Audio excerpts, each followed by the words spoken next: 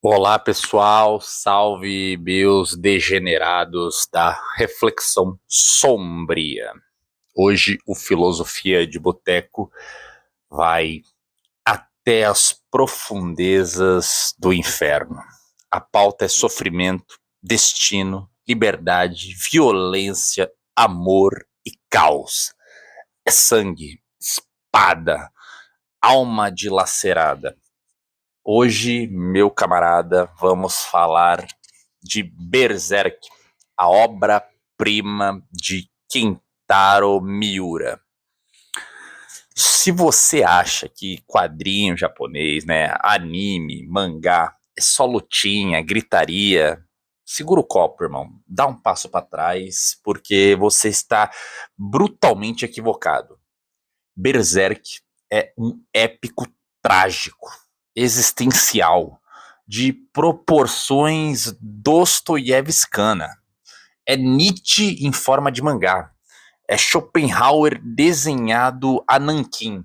É um soco no estômago da esperança e um lembrete de que viver é resistir ao absurdo. Kentaro Miura criou uma das narrativas mais complexas e profundas da cultura contemporânea. Berserk não é só uma história sobre o protagonista Guts, né, o espadachim negro. É uma jornada filosófica sobre o que significa existir em um mundo cruel, indiferente, atravessado por forças que nos esmagam. Vamos então aos personagens, aos elementos que movem a história de Berserk. O protagonista, Guts, que é um sujeito nascido de um cadáver de uma mulher enforcada. Cresce no meio da guerra, abandonado, traído e violentado. Ele é o niilismo encarnado, mas também a resistência crua.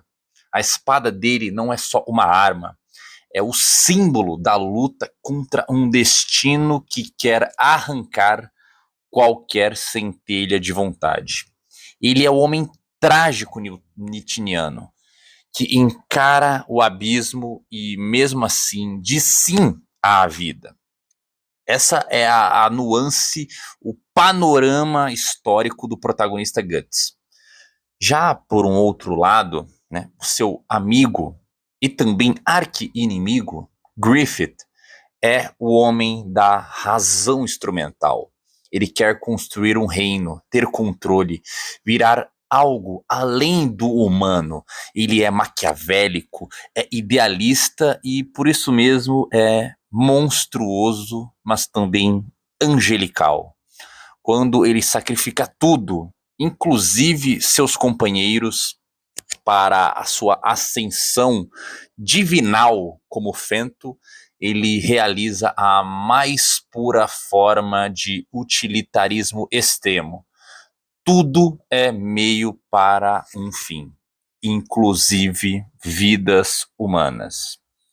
E é nessa dicotomia entre Guts e Griffith que entra o eclipse, que é o momento em que a esperança morre, a amizade se desfaz e os deuses riem da miséria humana.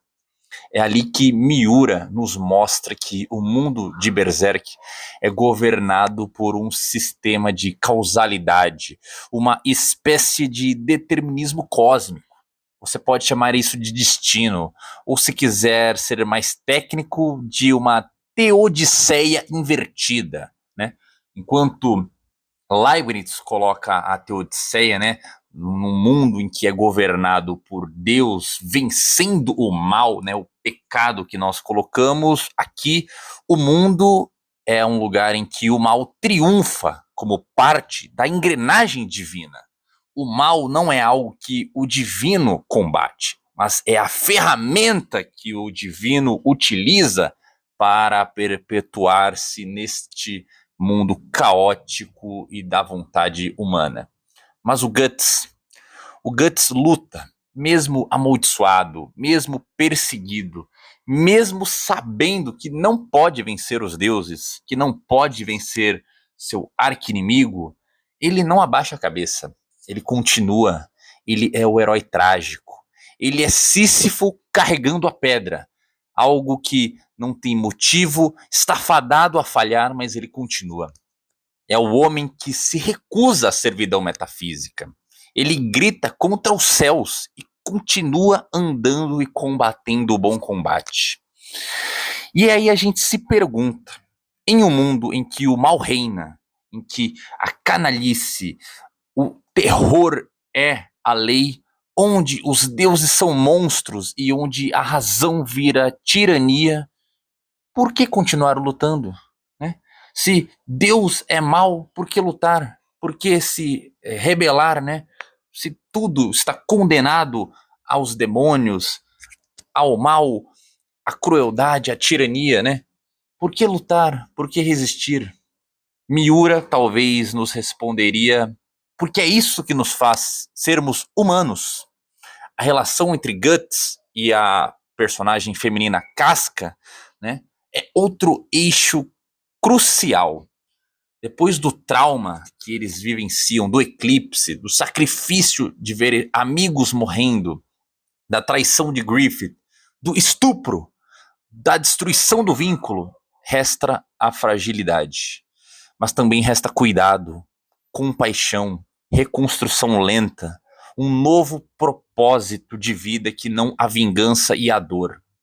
É uma filosofia do afeto em meio ao horror. É uma ética da sobrevivência sensível em meio ao niilismo.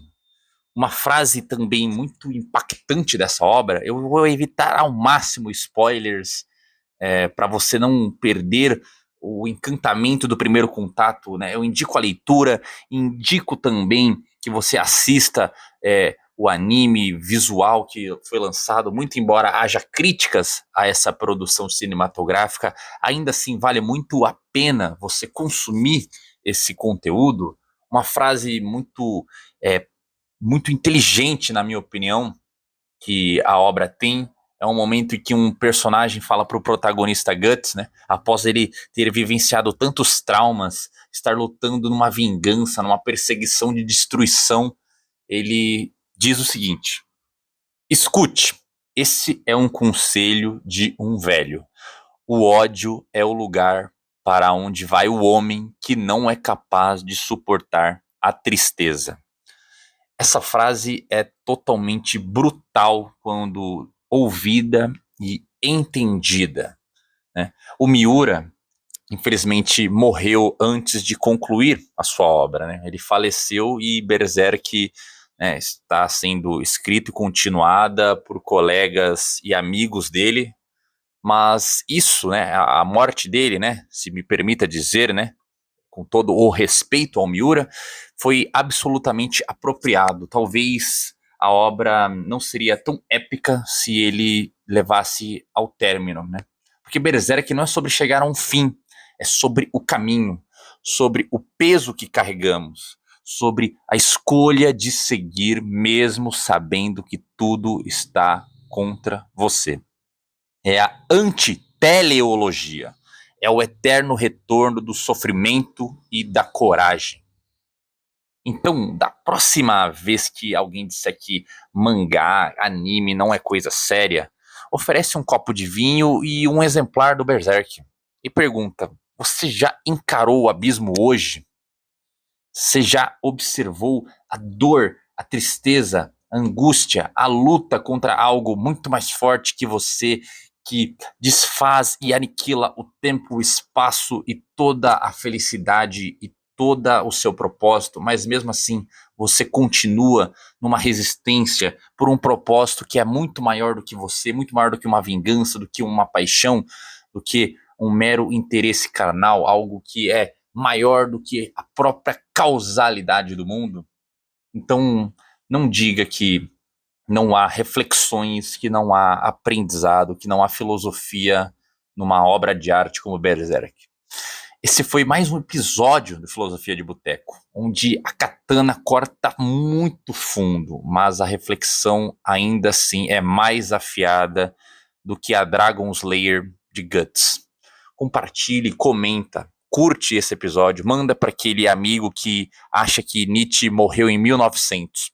Em Berserk, ele renasceu de armadura negra, cicatriz no rosto, combatendo o Falcão Branco. E lembre-se, a vida é sofrimento, mas o sofrimento também é liberdade. Até a próxima.